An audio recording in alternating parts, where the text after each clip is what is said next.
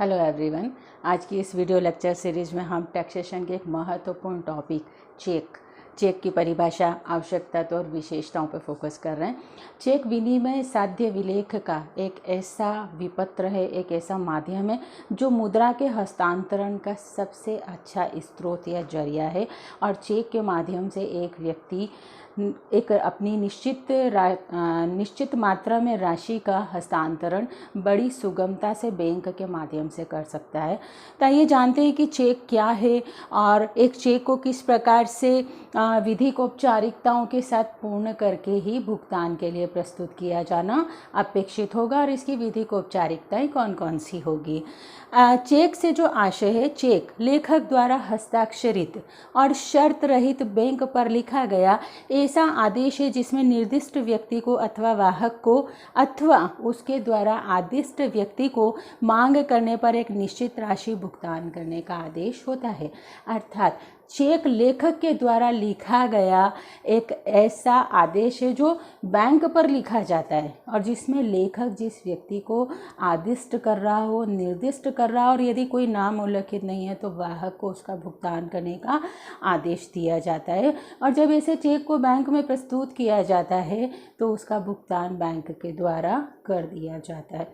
Check की परिभाषा, NI act 1881 section 6 के अनुसार चेक एक ऐसा विनिमय पत्र है जो किसी बैंक विशेष पर लिखा जाता है और जिसका भुगतान स्पष्ट रूप से मांग किए जाने के अतिरिक्त अन्य किसी प्रकार से नहीं हो सकता।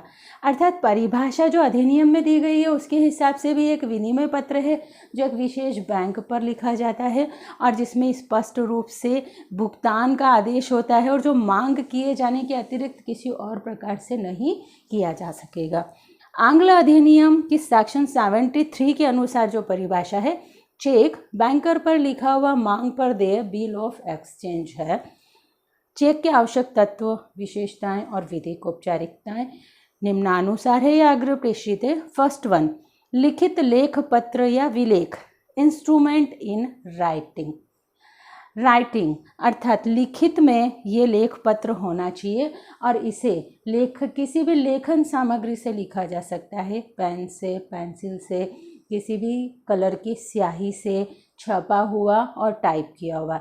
किंतु ऐसा माना जाता है कि यदि पेंसिल से लिखा हुआ है तो उसमें परिवर्तन की और जालसाजी की संभावना हो सकती है, अतः किसी भी कलर की पक्की स्याही का इस्तेमाल इसमें किया जा सकता है और छपा हुआ हो तो बहुत ही अच्छा। और यदि हम वर्तमान परिवेश के संदर्भ में कहें तो अधिकतर बैंकिंग सेक्टर में चेक छपी हुई चेक बुक के द्वारा दिया जाता है और जब चेक उस चेक बुक में से ही चेक को काट करके भुगतान का आदेश लेखक के द्वारा दिया जाता है। दूसरा जो इसका पॉइंट है, शर्त रहित आदेश। चेक एक ऐसा विनिमय पत्र है जिसमें जो आदेश बैंक को दिया जाता है वो शर्त रहित होता है, अर्थात उसमें किसी भी प्रकार की शर्त का आरोपण लेखक के द्वारा नहीं किया जा सकता है। यदि मान लीजिए चेक के साथ ये लिखा हो कि इसके साथ लगी हुई स्लिप पर आप आदाता के हस्ताक्षर करवाइएगा तो ये शर्त रहित आदेश होगा जो मान्य नहीं होगा, वैधानिक चेक नहीं होगा।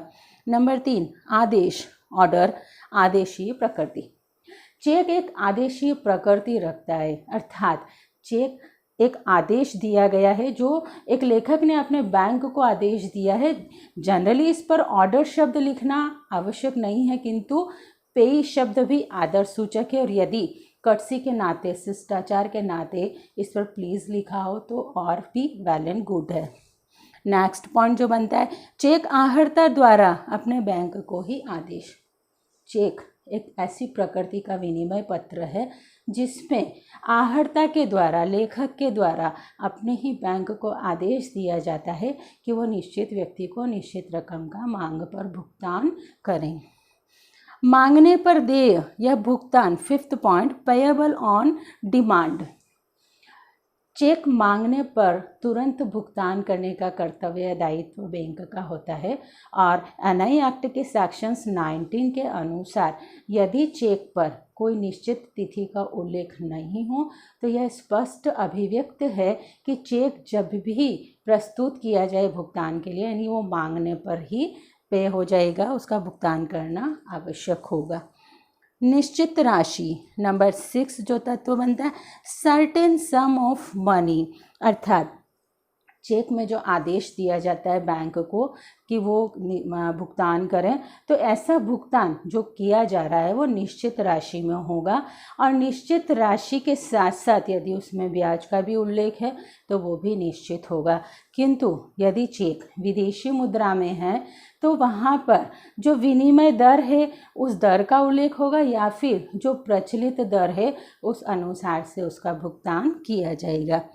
नेक्स्ट पॉइंट, प्रापक या आदता निश्चित हो, पे टू बी सर्टेन, अर्थात एक लेख पत्र का लेखक यानी चेक का लेखक जिस व्यक्ति को भुगतान करने के लिए बैंक को आदेश दे रहा है, तो विधिक नियमानुसार अधिनियमानुसार वो व्यक्ति आदता निश्चित होना चाहिए कि किस व्यक्ति को भुगतान करना है। अर्थात चेक में जिस व्यक्ति को भुगतान करना है उसके नाम का स्पष्टतया उल्लेख हो, वो चाहे तो आदिष्ट व्यक्ति हो या निर्दिष्ट व्यक्ति हो, और यदि वो ऐसा व्यक्ति नहीं हो तो वाहक को देय चेक भी हो सकता है। यहाँ जो व्यक्ति शब्द प्रयुक्त किया है वो बहुत ही विस्तृत और विशद अर्थ में प्रयुक्त हुआ है, और व्यक्ति में आर्टिफिशियल पर्सन भी इंक्लूड है, अर्थात अप्राकृतिक व्यक्ति, कृत्रिम व्यक्ति या ऐसे व्यक्ति जो जीवित नहीं हैं, जिनका अपना फिजिकली कोई स्ट्रक्चर नहीं है, वे पर्सन भी व्यक्ति में शामिल हैं और वे भी इस विनिमय पत्र के माध्यम से मुद्रा का हस्तांतरण करते हैं।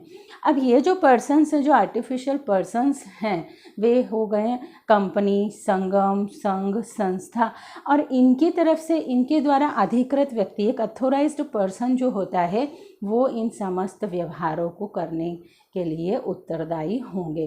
तो यहाँ पर आदाता कौन है ये स्पष्टतः व्यक्त करना भी अपेक्षित होगा। जैसे कि मान लीजिए pay to principal of government college Jaipur, अगर इस तरह से लिखा हुआ है तो ये एक मान्य चेक होगा, क्योंकि यहाँ पर किसी संस्था को आदिष्ट करके उस चेक को आदाता के रूप में भुगतान करने का आदेश दिया गया। किंतु यदि उस चेक पर किसी भी आदाता का नाम नहीं लिखा है तो बैंक इस तरह से नहीं व्यक्त करेगा कि आप, नहीं कहेगा कि आप इस पर नाम लिखिए, किंतु ऐसा चेक एक अनियमित चेक होगा जिसका भुगतान नहीं किया जाएगा। आइए नेक्स्ट पॉइंट पे बात करते हैं, प्रतिबंधित या सीमित आदाता, रेस्ट्रिक्टिव पेई।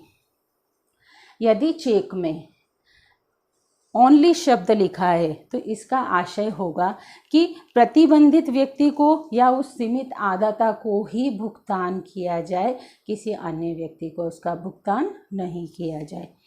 नंबर 9, मांगने पर भुगतान, पेएबल ऑन डिमांड, अर्थात जब चेक को प्रस्तुत किया जाए भुनाने के लिए, ऑनकेश करवाने के लिए, तो जिस समय उसे प्रस्तुत किया जाए तब बैंकर से अपेक्षित है कि वो उसका तुरंत भुगतान कर दें। और विधिक नियमानुसार भी यही अपेक्षा की गई है कि यदि कोई निश्चित तिथि का उल्लेख नहीं है तो जैसे ही बैंक में इसे भुगतान के लिए प्रस्तुत किया जाए या आदिष्ट व्यक्ति के द्वारा इसका पेमेंट मांगा जाए तब तुरंत बैंक को इसका भुगतान करना होगा। नंबर 10, चेक पर लेखक या अधिकृत व्यक्ति के हस्ताक्षर, ड्रॉवर्स या ऑथोराइज्ड पर्सन सिग्नेचर। एक वैध मान्य चेक के लिए अपेक्षित है कि उस पर लेखक के हस्ताक्षर, और यदि लेखक की तरफ से कोई ऐसा पर्सन है जो अथोराइज्ड है वो हस्ताक्षर कर सकता है तो उसके हस्ताक्षर भी अपेक्षित होंगे। किंतु यदि किसी अनाधिकृत व्यक्ति ने हस्ताक्षर कर दिया और बाद में लेखक ने उसे पोस्ट कर दिया है तो वो भी मान्य होगा। नेक्स्ट और लास्ट पॉइंट, हस्ताक्षर का अधिकार तभी जब बैंक की पर्याप्त रकम खाते में, चेक की पर्याप्त रकम खाते में जमा हो या अधिविकर्ष की व्यवस्था हो। अर्थात हस्ताक्षर एक लेखक तभी करके किसी चेक को किसी व्यक्ति को दे सकेगा जब उसके खाते में पर्याप्त राशि जमा हो, अदरवाइज वो ऐसे चेक को भुगतान के लिए प्रस्तुत करने का आदेश नहीं दे सकेगा। और यदि उसके खाते में पर्याप्त राशि जमा नहीं है किंतु उसने अधिविकर्ष का मतलब होता है ऑडी लिमिट, ओवरड्राफ्ट लिमिट, यदि उसने इस लिमिट को लिया हुआ है तो भी बैंक उसे हस्ताक्षर करने का अधिकार होगा। आई होप ये वीडियो आपको पसंद आया होगा।